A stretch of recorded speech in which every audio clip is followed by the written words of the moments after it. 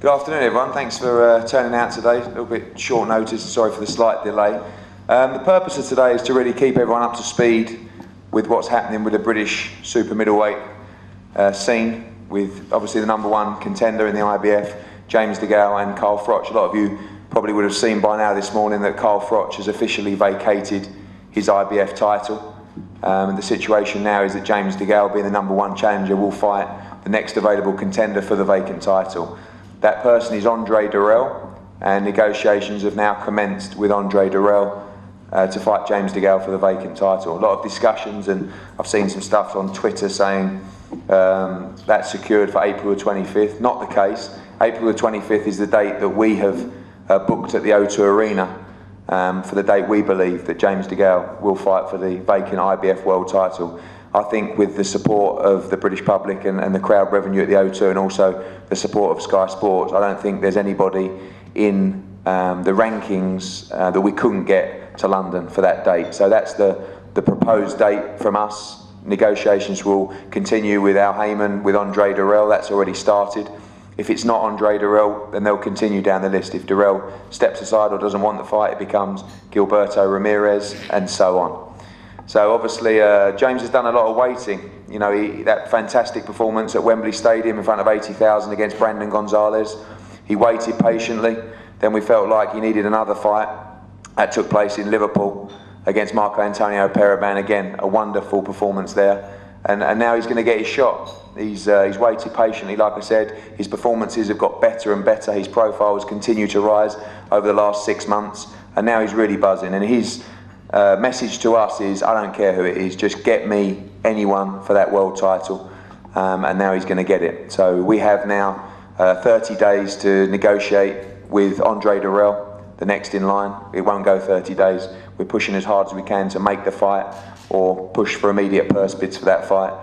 And you know, we believe that on April the 25th, James DeGale will be the new IBF middleweight champion of the world. I'm going to ask the team to say a few words, starting with Ambrose. Obviously, it's been you've been pushing me quite hard. You've all been very patient, but now we get to the stage where the path is very, very clear. Yeah, let me say this, because I'm not sure that James will say it. In many respects, 7 months of James' career have been wasted. He's been fully prepared. The commitment going into Wembley and joining that extraordinary event told us that James was going to meet the winner. And if you care to look back on the images from Sky, you'll see when James is congratulating Carl Froch over the ring, Carl was actually mouthing to him, I've got a voluntary. The best moment of his life, he decided he wasn't going to fight James. Only Carl knows the reason why he's chosen not, but that shouldn't detract from what James has achieved today. You know, Olympic gold medalist, striving now to create history. Let's be honest, history. No British fighter ever has won Olympic boxing gold medal and gone on to become world professional champion. That's uppermost in James's thoughts. And therefore, as was just said, James doesn't care who it is that he fights. If it was Andre Ward, then that's who he's going to fight, and more importantly, that's who he's going to beat. So, he's here. I hope you take the opportunity to ask all the questions you need to, because this guy, and don't blush, he's a hero. Make no mistake about it. And I'm well versed enough to say that to you. And if you don't know why, well, we can talk about it afterwards. James DeGale is the best 168-pounder in the world, bar none. Thank you, Ambrose. Jimmy, obviously you've seen some great performances from James over the last 6 months. Your confidence in James just continues to grow and grow. You've got massive belief that now's the time where he'll become world champion. Yeah, I just endorse basically what Ambrose said, that watching James on an everyday basis from when he turned pro to where he is now. I watched some of his fights literally the other day, and he's gone from a boy to a man, literally. And when you see just some of the stuff he does in sparring, and you've seen what glimpses of it against Gonzalez and that, all I can say is I don't blame Carl Froch for not taking the fight, but I just wish he'd have let James know very early when they've had this frustration, because James was, you know, if you speak to James on his own away, he genuinely don't care. He fights Froch, Groves, like Dirrell. He really is. He's a fighting man. You know, And once he wins this title, he also becomes the most successful British fighter in the history of the sport. If you check your books and you look right back at his career, no one has ever done what James is about to do. Once he wins that world title, and then he's already said that is history right there. And his record from junior right through to senior to win the Olympics, and what he's done in the pros, and looking at he was boxing 12 rounds in his 7th professional contest, he is a phenomenal. Enjoying wise he's there. James, obviously, although there has been frustrations, I feel a very positive 6 months for you still. Know you enjoyed Wembley, know you enjoyed Liverpool, but ultimately you want to be on the next level and levels above that. And now Dirrell is certainly a fight, 2 elite super middleweights. Someone, again, you said you're more than happy to face, and that's why we really push forward now to get this done. And you know, I'm easy. I'm willing to fight anyone because you box for a world title, whoever you box is going to be hard. So yeah, I'm easy, man. I'm easy. But finally, my chance is here. It's here. The next fight, I'll be boxing for the IBF world title. So yeah, I'm just excited, and I can't wait for it. Obviously, it's come around. People, you know, the obvious sell is history in the making. First UK Olympic gold medalist to win a world title. You feel this is just part of you know, the natural progress for you now? I know it's a huge deal, a huge fight, but massive confidence going into the fight. Massive. Obviously, if it is Dirrell, that's a tricky, hard fight. 2 good southpaws, 2 probably the best 168 fighters out there, probably, apart from Ward, obviously. So yeah, I'm just looking forward to the fight. It's gonna be tricky, but trust me, I'm making history. The first British Olympic gold medalist to win the world title, and yeah. Thank you, guys. We're in a very tight room here, so we're in a nice chatting community. We're going to open the floor to questions. James, I think the hip injury is cleared up and answered, but can you tell me what you think the biggest improvements are you've made in the last 2 years? I'm always learning in the gym. I'm always learning. Me and Jim are working on different stuff constantly. But you don't understand that groin operation I had 2 operations on my groin. That just done me for 1.5 years. Since I boxed Sanavia in Denmark a couple of years ago, I've been injured since then. So it feels like, probably watched my last 2 fights, I've made loads of improvements, but it's not. It was my injury. I couldn't move. I couldn't punch hard. I couldn't twist properly. And now that it's cleared and it's been fixed, you're seeing the real me. So yeah, I'm always improving in the gym, but that was a bad injury. But now it's all weird. We're seeing the real me. Guys? Eddie, can you confirm or deny that Carl Froch reneged on a verbal agreement to fight James? When the fight involving £4 million? No, I don't. I feel like a verbal agreement was made for that fight. It was a fight Carl considered.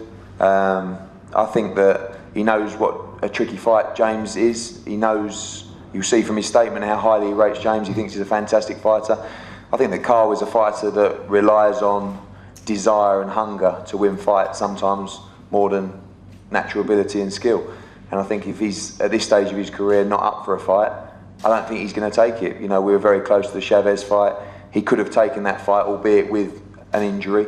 But I think previous fights with more hunger, he may have gone through with that fight. So I don't think there's any pure guarantee that Carl Froch will fight again. But obviously, if it does, it won't be till the summer anyway. So there was no verbal agreement? No.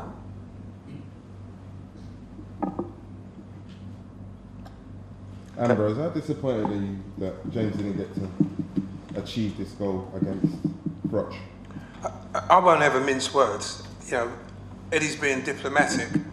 I've been fortunate to be around in an era when fighters fought, and that's why their reputations become so manifest. They easily resonate when people are talking about great fighters. And I think Carl Froch had an opportunity to become a great fighter. He didn't need necessarily to beat James DeGale. He just needed to have fought him, and he didn't.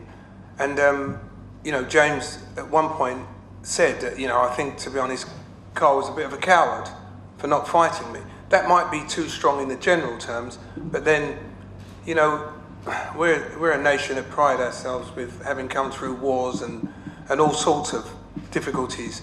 But if you refuse to fight, you're a coward, and he refused to fight James. You know, it's all very well looking down. I sincerely hope he doesn't retire, because James is going to go in and annex the world title, and if Carl is still there in front of him, then he'll have another opportunity. Once, you know, is a mistake. Twice is deliberate.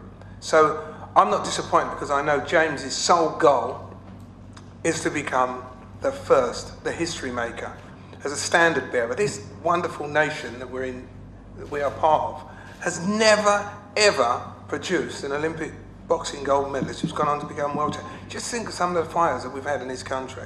It's amazing. So this is all about James DeGale. It's not about Matchroom, it's not about Ambrose, it's not about Jim, it's about James DeGale. And James' goal was, whoever is in my way, I will eliminate, for the purpose of achieving what I set out to do. So that's it. That fight may materialise down the road. We just don't know. But it's such a shame that it didn't happen. It really, really is, because now was the right time. Jim, regarding training camp for James, when will that get underway? And what do you really think is different this time around? James is phenomenal. The problem with James is holding him back sometimes. He's, so because the date is in time, he's already ticking over, he's already sparring, he's already doing bits and pieces. Then just give him a few days off now, and then it'll regroup, restart. But he's always in the gym anyway, he's always ticking over, and it's just a matter of him holding him where he is and then bringing him. He's probably on a 7 or 8 right now, to be honest. And then by the time he boxes and he hits what he's going to be over the next, like, 12 weeks, whatever it is, then he'll be in absolutely phenomenal shape. And all the targets that I set out for James when he turned pro many, many years ago now, he's now hitting all them targets, and for this fight, he hit every single one of them. And he knows before he goes in, it ain't no joke. He knows what's expected of him, and that's why sometimes he goes into himself about it before he gets ready for a big fight. And he's so motivated for this fight, and he doesn't genuinely care who's in the other corner. He just wants to be world champion. He's always wanted to be world champion. He wants to create that history. So the problem in this fight is probably holding him back in training, to be honest, because he's on it, he's proper on it. Anything you ask him to do, he'll do, and some. Okay, guys. Obviously, everyone here is available for one-on-ones. I think James got a live with Sky Sports as well now. So just to remind you of the situation now, the IBF will send out a letter when they wake up for negotiations to begin between James DeGale and the next available challenger, which is Andre Durrell. Those negotiations have actually already started. We'll have 28 days to do so, and then there'll be purse bids. It's not going 28 days. We can call for purse bids any time. I believe a deal will be reached. If not, we'll move down to Ramirez and so on. But as I said, with the support that James has got, I'm very confident that April the 25th will be the date that James DeGale becomes the IBF champion of the world. So thank you for coming, and await further news. Thank you very much. Sorry, Ambrose. It's James' birthday today. You won't thank me for saying it, but Ed, great present. Well, listen, you guys have been patient, and obviously I didn't want to embarrass him with that, because I know he's a shy guy. But no, it's good news, and I think James deserves it. You know, I think over the past he's had his fights with obviously George Groves and so forth, and I think sometimes he's got the bad end of the stick from the British public, a few boos, and I think the way he's conducted himself, particularly over the last 6 months, makes people believe that, you know, he is a true performer and a great athlete. And of course, there's been plenty talked about the George Groves fight, and you know, he had the opportunity to make that fight, and that's another story, but we won't go there. But I think everyone in this room probably believes that James DeGale will beat George Groves now. I think most do. And hopefully that's a fight that will happen down the line. There's some huge British super fights out there, but for now, James DeGale's got to go and become champion of the world. And whoever it is, but first stop, Andre Durrell. Thank you very much.